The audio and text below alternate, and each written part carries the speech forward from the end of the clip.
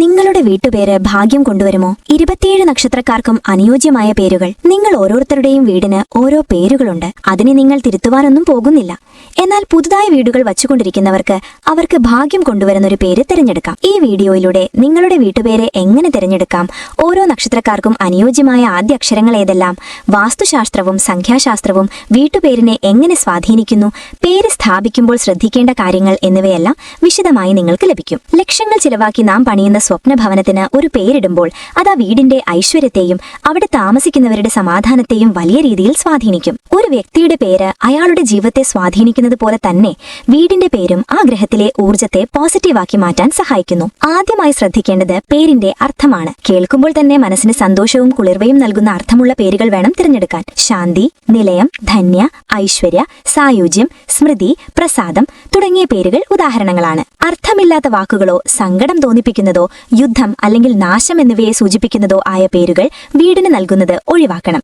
കഠിനമായ വാക്കുകളേക്കാൾ ലളിതവും മനോഹരവുമായ വാക്കുകൾക്കാണ് വീടിനുള്ളിൽ പോസിറ്റീവ് എനർജി നിലനിർത്താൻ സാധിക്കുന്നത്. ജ്യോതിഷപ്രകാരം ഗൃഹനാഥന്റെയോ ഗൃഹനാഥയുടെയോ നക്ഷത്രത്തിന് അനുയോജ്യമായ അക്ഷരത്തിൽ പേര് തുടങ്ങുന്നത് ഏറ്റവും ഉത്തമമാണ്. ഓരോ നക്ഷത്രത്തിനും അനുയോജ്യമായ അക്ഷരങ്ങൾ അറിഞ്ഞിരിക്കുന്നത് പേര് തിരഞ്ഞെടുക്കുന്നത് എളുപ്പമാക്കും. അശ്വതി നക്ഷത്രക്കാർക്ക് ച, ചു, ചെ, ല എന്നീ അക്ഷരങ്ങളും, ഭരണി നക്ഷത്രക്കാർക്ക് ലി, ലു, ലേ, ലോ എന്നീ അക്ഷരങ്ങളും, കാർത്തിക നക്ഷത്രക്കാർക്ക് ആ, ഇ, ഉ, എ എന്നും, രോഹിണി നക്ഷത്രക്കാർക്ക് ഓ, വ, വി, വു എന്നും, മകയിര നക്ഷത്രക്കാർക്ക് വേ, വോ, ക, കി എന്നും, തിരുവാതിര നക്ഷത്രക്കാർക്ക് കു, ഘ, ങ, ഛ എന്നും തുടങ്ങുന്ന പേരുകൾ തിരഞ്ഞെടുക്കാം.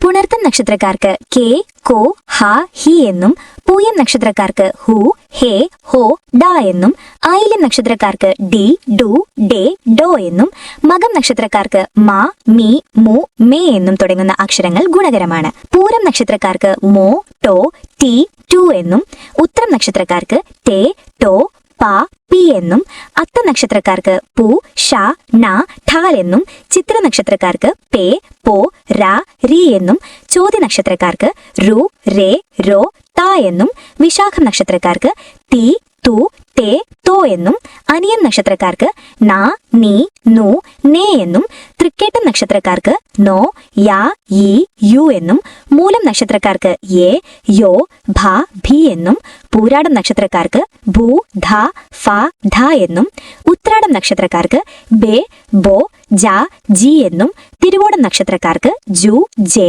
ജോ, ഘ എന്നും, അവിട്ടം നക്ഷത്രക്കാർക്ക് ഗ, ഗി, ഗു, ഗേ എന്നും, ചതയം നക്ഷത്രക്കാർക്ക് ഗോ, സ, സി, സു എന്നും, പൂരുരുട്ടാതി നക്ഷത്രക്കാർക്ക് സേ, സോ, ദ, ഡി എന്നും, ഉത്രിട്ടാതി നക്ഷത്രക്കാർക്ക് ദു, ധ, ഝ, ഞ എന്നും, രേവതി നക്ഷത്രക്കാർക്ക് ദേ, ദോ, ച, ചി എന്നും തുടങ്ങുന്ന അക്ഷരങ്ങളിൽ പേരിടുന്നത് കുടുംബത്തിന് ഐശ്വര്യം നൽകും. ഈ അക്ഷരങ്ങൾ കേൾക്കുമ്പോൾ അരോചകമായി തോന്നാം. ഇങ്ങനെയൊക്കെ വീടിന് പേരിടാൻ പറ്റുമോ എന്നും തോന്നാം.